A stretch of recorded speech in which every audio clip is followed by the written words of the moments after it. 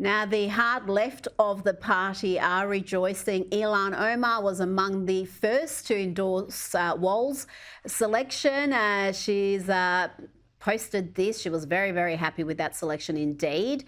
And the first squad member to lose a primary, Jamal Bowman, well, he's back smiling again and celebrating Walz's selection.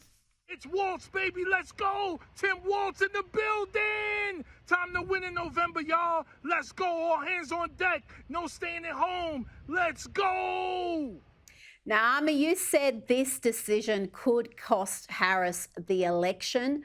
Others say that the VP pick is almost irrelevant. Do you think this one would have been a deciding factor? Obviously, Pennsylvania is crucial, but could it cost her some of those states where there are large Muslim populations that are not very happy with someone who is pro-Israel? Yeah, first of all, I got to hire Jamal Bowman to be my hype man. That guy knows how to bring it when it comes to. So I'm a big fan of, at least, I'm not a big fan of his politics and him as a congressman, but a big fan is how he expresses himself when he supports somebody. Yeah, like I said before, I think, no, usually the VP pick will not win you an election, but the VP pick can cost you an election.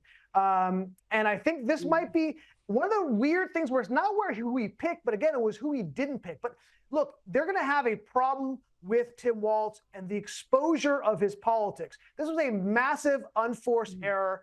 It really did tip the hand of Kamala's radicalism because, look, everyone thought, like you did and I did when we went to sleep, that she was going to pick somebody moderate to balance out the Republican attacks on her being a radical, but she doubled down on that radicalism. I think that was a massive mistake.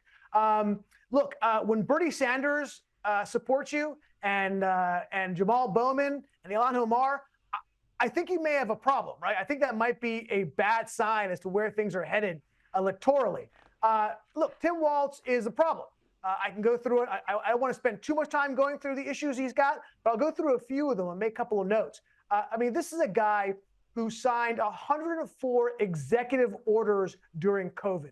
That when the riots, when they were burning down his city, he said this represents decades of pain and anguish, essentially saying, excusing the riots.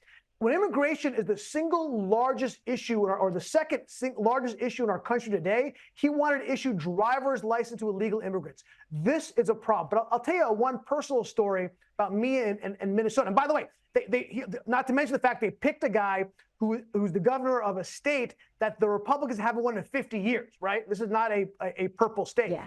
But when I was in Minneapolis during the riots, let me tell you what I saw. I saw a city burning down and the police doing nothing, standing around watching the city burn. But, Rita, when I was walking around during the daytime, when the riots, because the riots were happening at night, and I wasn't wearing a mask, I didn't wear a mask outside because I'm not a stupid person.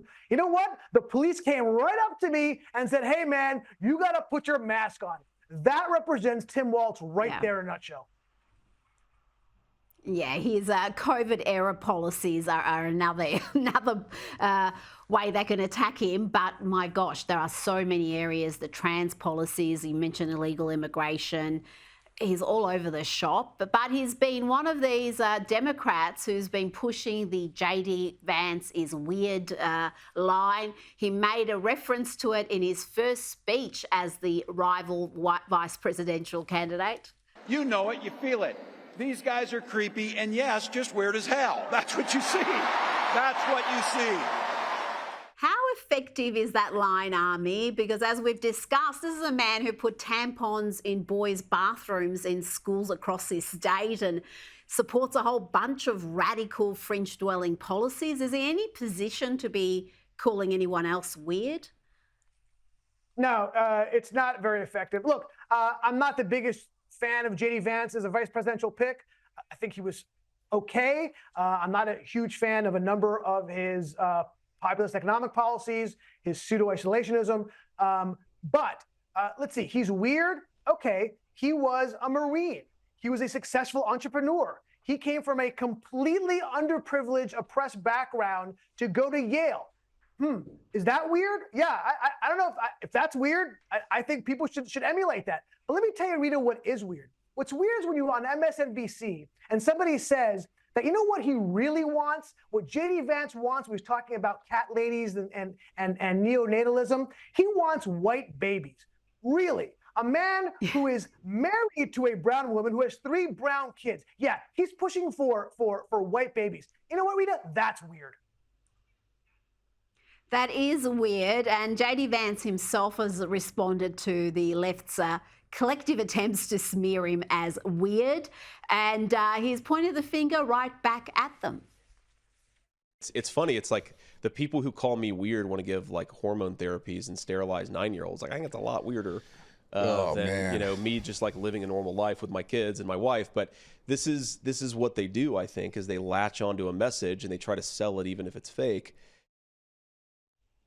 He makes an excellent point there, because you look at his family life, you look at, he seems to be one of the few politicians who seems to actually have a happy, healthy marriage, 3 beautiful children. And like you just explained, he lived the American dream, come from nothing to be successful.